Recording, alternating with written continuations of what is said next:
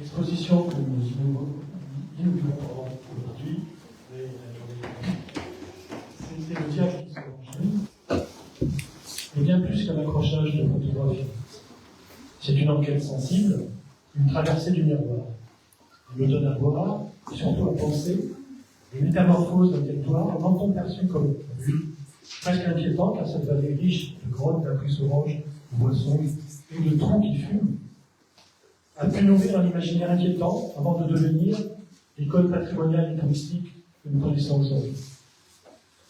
Cette exposition est née d'une résidence de création menée en partenariat entre le pôle d'interprétation de la préhistoire et l'agence culturelle départementale, dans le cadre d'un accompagnement à la fois artistique et documentaire sur le territoire du grand site de France-Vallée-Vézère. Ce partenariat exemplaire a permis d'offrir à Anne-Leroy le temps, les rencontres et l'espace nécessaire à une immersion profonde, à la fois humaine, historique et politique. Anne-Leroy déplie sous nos yeux un palimpseste social. Elle fouille les images autant que les strates du temps. Elle interroge les récits, les regards, les représentations et la manière dont ceux-ci façonnent les lieux autant que les autres. Ce qui relevait autrefois d'un passé silencieux, enfoui dans les falaises, est devenu un patrimoine scientifique, culturel et identitaire majeur, jusqu'à l'inscription au patrimoine mondial de l'humanité en 1979. Ce bouleversement a touché non seulement les paysages, les institutions et l'économie, mais aussi les habitants eux-mêmes. Les paysans, les chasseurs, les carriers ont vu leurs terres, grottes, abris et chemins requalifiés en lieu de savoir, de mémoire et de curiosité universelle. Dans ce processus, le monde rural est devenu passeur de connaissances. Érudits par nécessité et par fierté. Nombre d'entre eux ont accueilli les historiens, participé aux premières fouilles ou accompagné les visiteurs curieux de ces grottes fabuleuses. Une forme d'expertise populaire s'est construite, transmise de génération en génération, mêlant anecdotes locales, observation fine du terrain et fierté d'être les gardiens d'un patrimoine exceptionnel. Je vous invite donc à vous promener parmi ces images et ces mots, comme un apport d'un territoire dont on se croyait tout connaître, mais qui soudain se remet à parler autrement. Merci à Anne-Leroy pour son travail de photographe, de sociologue, d'ethnologue. Merci à tous les partenaires de cette résidence. Merci à toute l'équipe du pôle qui a œuvré pour que cette exposition existe. Et merci à vous toutes et tous d'être là ce soir pour découvrir l'esprit des lieux.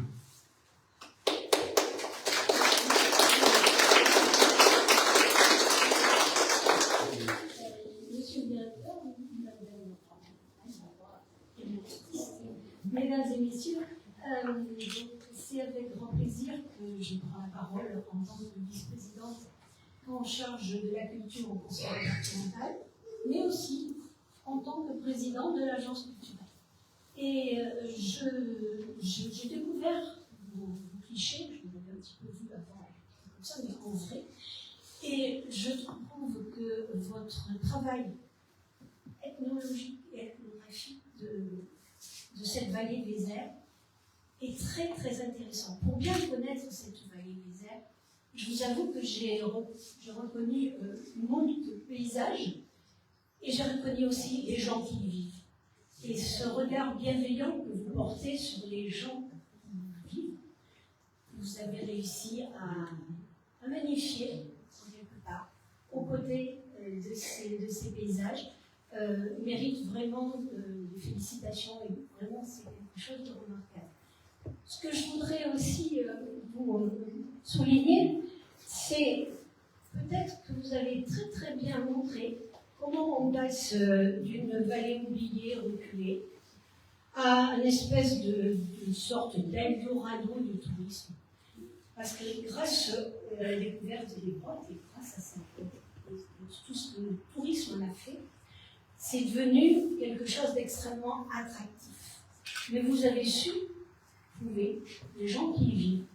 Alors, je ne dirais pas les petites gens parce que ça, c'est péjoratif, mais pour moi, au contraire, c'est quelque chose d'extrêmement humaniste. Vous avez retrouvé les gens qui y vivent, les gens qui participent à la construction de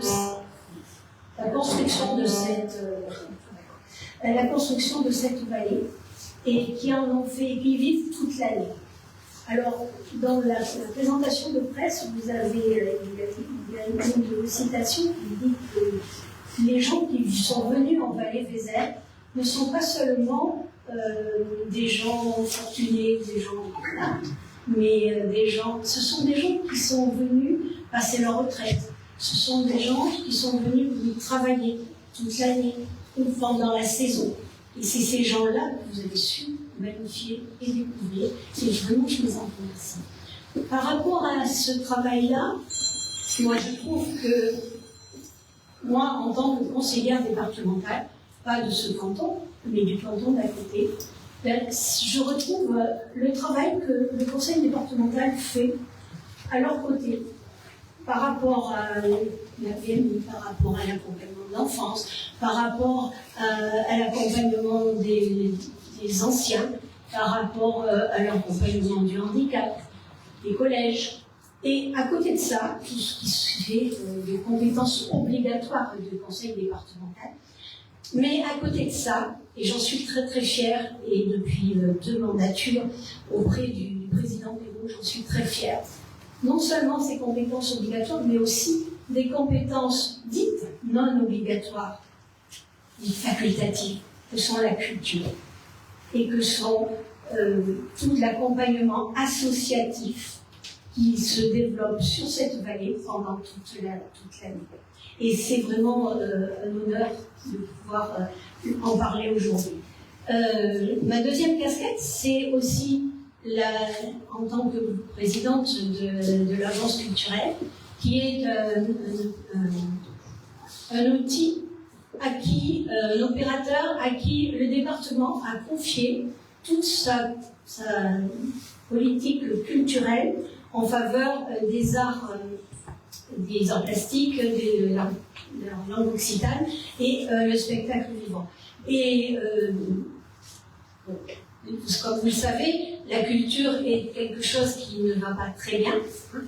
Et je pense que nous nous battons pour garder notre agence culturelle, nous nous battons aussi pour garder un pôle d'interprétation de la préhistoire comme ici, pour que justement ces lieux qui font le lien social, font le relationnel, ces lieux où on a plaisir de se rencontrer, et je sais que c'est quelque chose qui vous tient à cœur, monsieur le directeur, qu'on puisse perdurer et qu'on puisse vivre et encore plus accueillir le public. Je terminerai en vous disant, alors cette collaboration entre le pôle, et en soulignant cette collaboration entre le pôle et l'agence qui a permis de mettre en place cette création et cette résidence de création. J'espère que dans les années qui viennent, nous en aurons une réussie.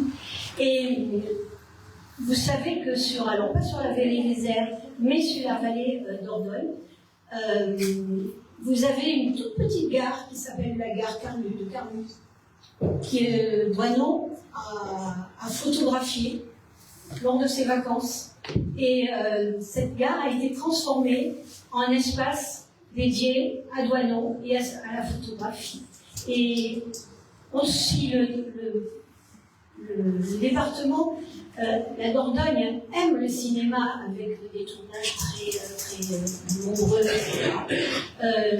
La Dordogne et ce département aiment la photographie et aiment votre travail. Et je vous vraiment bravo pour ce que vous avez fait. Merci.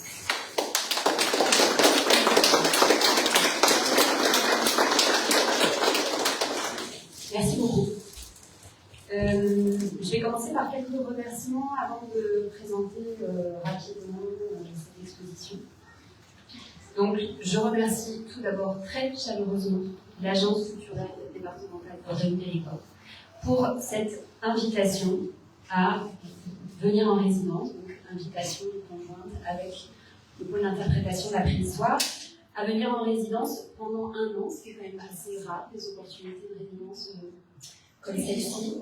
Et c'est précieux en tout cas. Et du côté du pôle d'interprétation de la préhistoire, je remercie évidemment toute l'équipe, mais je remercie aussi particulièrement Catherine pour sa disponibilité, son investissement au quotidien quand je séjournais ici pour rendre, je dirais, mes séjours à la fois efficaces et agréables. Et je remercie aussi tout particulièrement Claire pour la mise à disposition des ressources riches et nombreuses sur la préhistoire, ici au pôle. Je remercie évidemment Alexandre et Julien pour leur talent de régisseur pour l'accrochage de cette exposition, et aussi Olivier pour ses talents également de graphiste, puisque c'est lui qui a conçu le livret qui accompagne cette exposition. Il y a une personne qui n'est pas là ce soir, sans qui ce travail n'aurait pas été possible, c'est Mathias Mouel, c'est l'éditeur photo, donc la personne avec qui je travaille depuis de nombreuses années, qui sélectionne minutieusement, patiemment avec moi, les photographies de mes travaux en général, mais en particulier de ceux des photographies qui sont présentées ici. Et c'est aussi avec lui que j'ai conçu, et avec Pedro Navalon, qui est présent aussi ici ce soir, qui va donc accompagner et assister Mathias et moi dans à la fois la sélection des photographies et la conception de cette exposition. Je remercie aussi évidemment chaleureusement toutes les personnes qui m'ont donné du temps, qui ont accepté, qui m'ont accordé leur confiance pour que je puisse réaliser les photographies, et notamment je pense aux portraits que j'ai réalisés, voilà, toutes les personnes qui ont contribué.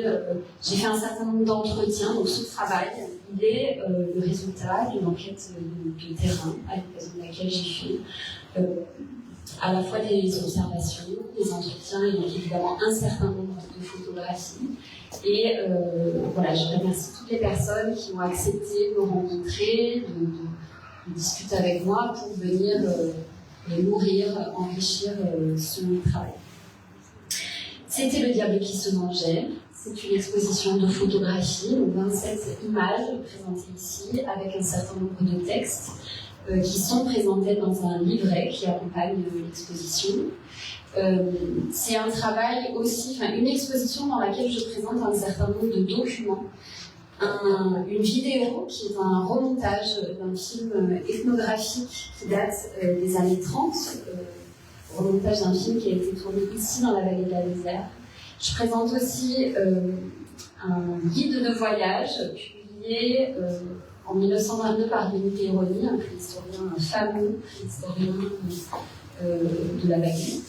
Et je présente également une série de cartes postales dont certaines ont été publiées dans les années 1910 et une autre dans les années 60 qui permettent, je dirais, en regard des photographies que j'ai faites, de rendre compte de la façon dont les espaces ont été aménagés, façonnés pour rendre cet espace comment dire, ce qu'il est devenu aujourd'hui, un espace patrimonialisé, un espace touristique.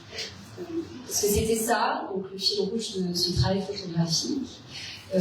Moi, ce qui m'a intéressé précisément, c'est que la vallée de la Vézère, au tournant du 19e et du 20e siècle, n'avait pas du tout l'image du territoire qu'on connaît aujourd'hui. C'était un territoire pauvre, délaissé, déclassé, alors même que pas si loin, il y avait déjà d'autres, je pense notamment aux stations balnéaires de la côte atlantique, qui connaissaient déjà un boom touristique, mais la vallée de la Vézère, ce n'était pas le cas, en tout cas, cette période-là. Et littéralement, il y a eu un renversement de l'image de la vallée, qui est aussi un renversement des valeurs qui sont associées à ce territoire, puisqu'aujourd'hui, ce territoire est, je pense, voilà, tout le monde s'accorde pour dire que c'est un territoire où il fait bon passer ses vacances et où il fait bon vivre. C'est devenu un territoire qui est extrêmement attractif. Et je me suis posé la question de qu'est-ce qui contribuait à la mise en spectacle de ce territoire. Donc ça va de, je vais vous donner quelques exemples pour pas que ce soit trop abstrait, mais ça va de notamment un propriétaire de grotte qui, avec sa lampe torche, vient éclairer une poche d'ours des cavernes à l'occasion d'une visite que je fais avec lui, à des choses beaucoup plus spectaculaires. C'est pas bon parce que c'est quand même toujours très spectaculaire de voir ça, mais peut-être plus visible, en tout cas, puisque là c'est des espaces souterrains, mais je pense notamment au château de Belcaire que j'ai photographié depuis un canoë. Et pour moi, c'était important que cette photographie, c'est pas juste l'accès à un point de vue, le canoë, c'est aussi parce que le canoë, c'est une pratique de loisirs, en fait, qui a connu un boom ici dans la vallée à partir des années 90 et qui a littéralement contribué à fabriquer des nouveaux regards, des nouveaux points de vue, des nouvelles situations qui permettent d'admirer les paysages de la vallée de la Vézanne. Donc dans cette exposition, il y a aussi des personnes qui sont représentées parce que pour beaucoup, elles contribuent d'une façon ou d'une autre à faire vivre ce territoire.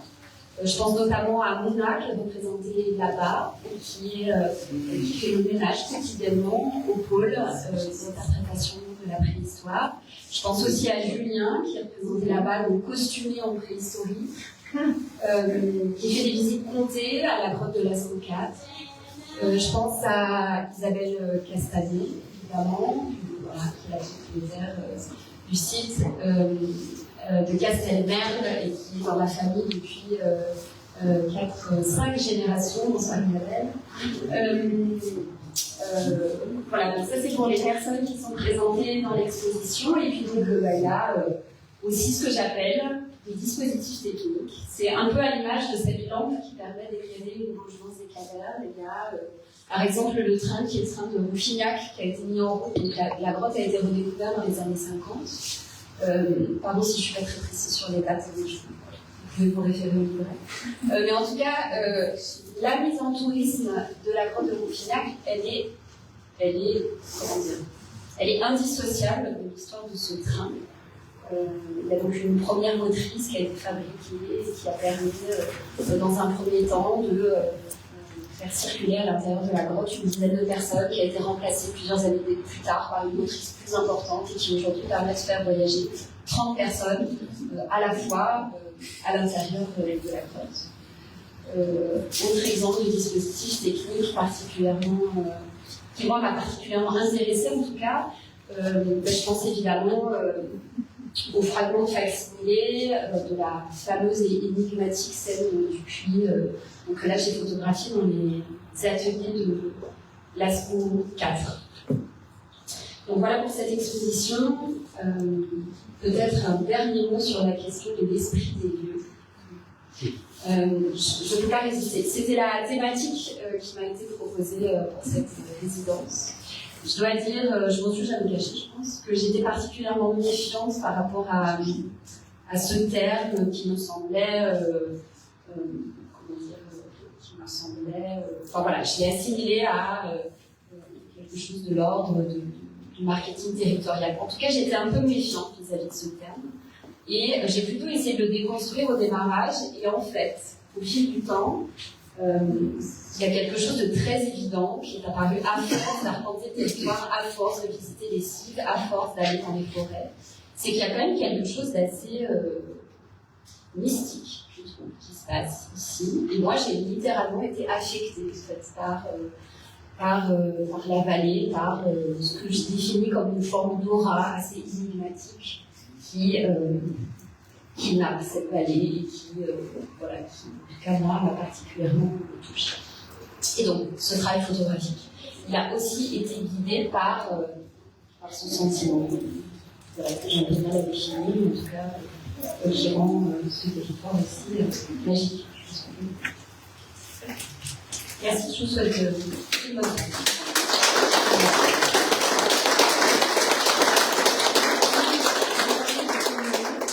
Vous savez que Boileau est arrivé en Francis, en route sur la Dordogne, pour faire un voyage à Valence avec sa famille en camion. Et a descendu la Dordogne et il y a tous les clichés de Boileau qui existent encore et qui sont une belle visite à faire. Le passé, c'est poche. Elle n'est pas aussi magique.